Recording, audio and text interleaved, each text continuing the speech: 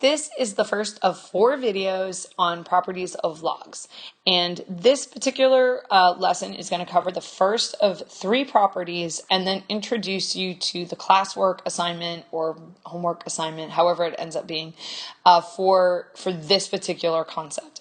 So properties of logs, kind of like properties of exponents, are rules that we have for rewriting logarithms. And just like with exponents, why we want to rewrite them depends on what we're trying to do with the log. So we're just adding these tools into our toolbox of things that we know how to do with logs. The first property is this. So if you have log with a base of b, and remember we read that log base b, so we put the word base in there, and we're taking the log of 2 things that are multiplied. And I know I overdid it with the multiplication symbols there. If you've got 2 variables, you don't really need to do the time sign, but I'm kind of overdoing it. I want to make sure it's really clear. So in this case, the argument is a product. The argument, if you recall, and I know it's been like a little while since we've done some logs, but the argument is whatever you're taking the log of. It's not multiplication, okay? It's like a square root kind of deal where you're doing something to the number or to the variable, and in this case, you're doing something to a product. That can be written as log base b of m plus log base b of n. And so what we can do is we can take an argument that consists of a product and we can write that as the sum of 2 logs where we're taking the log of each factor. Now I am using a lot of math vocabulary there, but nothing that we haven't covered. So product is the result of multiplication and factors are the things that go into a product. And so we can take our argument, that's a product, and we write that as the sum of the logs of each individual factor. So what I'm going to do here is I am going to model what this looks like. And the first direction I'm going to model is if you have something that looks like this, you can expand it out so it looks like this. Now, the formal directions for that say something like write as the sum or difference of logs of a single factor, I think is the formal, but a lot of times we'll just say expand. And the reason we say expand is because we're making it longer. So here are 3 examples of expanding. So we'll just title this expand examples. So if I had log base 3 of a times b, and remember that is multiplication there, that would be equal to log base 3 of the first factor, which in this case is an a, plus log base 3 of the second factor, which in this case is a b. I hope I said that right. This is an a, and this is a b, and now I'm thinking I said it wrong, but hopefully I didn't.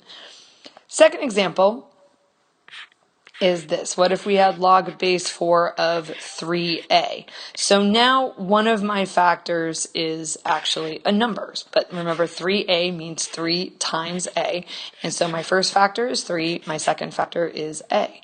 So this would be log base 4 of 3 plus log base 4 of a. And the last one is a natural log. Now remember, natural log is just log base e. It's just so common that it has its own symbol. And we're going to do 2 times 5, which is just 2 numbers, but it doesn't change the property at all. So the 2 numbers are 2 and 5, and we have a product there. And so I will do the natural log of the first factor, which is 2, plus the natural log of the second factor, which is 5. And that's the direction that we would call expand. Now, the other direction you can go is if you have something that is already expanded, and then you would rewrite it as a single logarithm. That's actually the more common direction that we use when we're working with logarithmic equations, which is eventually where this goes. Oh, notice too, you could verify this one on your calculator. You can actually put into your calculator the natural log of 10 and then do the natural log of 2 plus the natural log of 5, and you should find that they're the same because that one doesn't have any variables in it. Also notice that you don't add the 2 and the 5, so it's not natural log of 2 plus the natural log of 5 is not the natural log of 7. It doesn't work that way because it's not multiplication, so you can't factor that you would multiply the arguments. All right, so anyway, here's the other direction. So this is we'll title this examples of collapsing, and we'll call this collapsing because you're taking something that is like longer and you're collapsing it and rewriting it so that it's shorter. Different teachers might use different words to describe that. So the first example I have is if you have log base 2 of 5 plus log base 2 of x. And so you would recognize that there we go. So you recognize that you have two logarithms, and once in a while students will ask me, well, what if the bases don't match? I've actually never seen that happen. I've never seen it happen in a math class, and I've never seen it happen outside of a math class when I've been using logarithms to do something. So if you're working with logarithms like in a science or engineering setting, it'll have the same base. Whatever you're working in, you decide what the base is, and that's what you'll be working with. So we have two logarithms. We are adding them together. And so we look at the two arguments. The argument is 5 and the argument is x. And I can write that as a single logarithm and then multiply the 5 and the x together. So that would be log base 2 of 5x. Sometimes you'll see the parentheses around it just to clear up any possible confusion, but usually you don't. Next example is just log of y plus the log of z. And remember, if you don't see a base, that is what's called a common log, and it is assumed that it is base 10. You don't have to write it, though. So we have two logs, same base, they're being added together, so I can write this as a single logarithm and just multiply the two arguments. So I have y and z, and so this would be log of yz. It'd be nice if I got my variables right. There we go. And the last example is this. We have log base 3 of 4 plus log base 3 of 5. And again, you just pay mind to what you're looking at. So you have two logs of the same base. They're being added together. So I can write those as a single log. So log base 3. And then I would do 4 times 5. And you can skip right to the 20. I'm going to do that like one extra step there just for those of you that need to see it. But for the most of you, you would just go straight to log 20, and that's totally okay. Last thing in this little like bite-sized lesson is this also works when you have more than two terms. So because of some of the properties of addition, like the associative property and commutative property and such, you can expand this property. So works with more than two terms.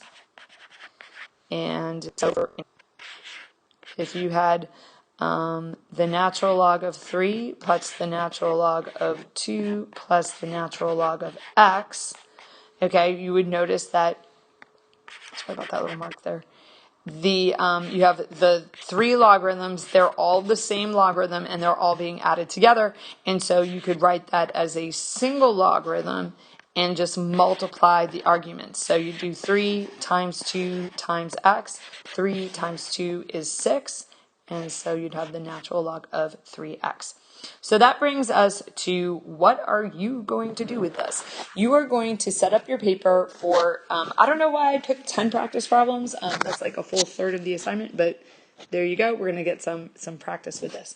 You're going to set up a blank piece of paper, and you are going to put your name up at the top, and you're going to title it Properties of Logs. And ultimately, you're going to end up with 30 problems on this, but we're going to start with 10.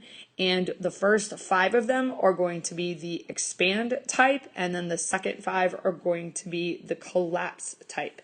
And you can set it up so that you have expand on this side of your page and collapse on the other side of the page. That would be totally fine.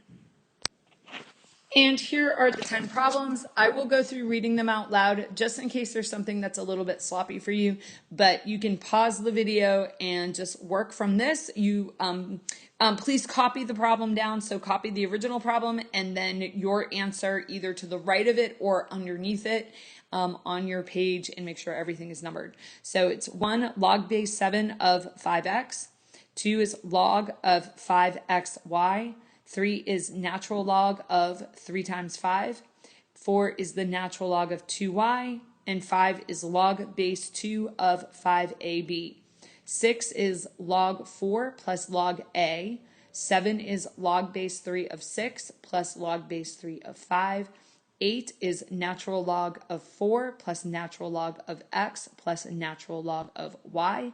9 is log base 2 of 3 plus log base 2 of m plus log base 2 of n. And 10 is the natural log of 4 plus the natural log of 3.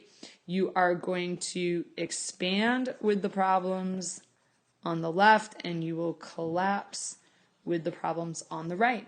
And that is the end of the first mini lesson.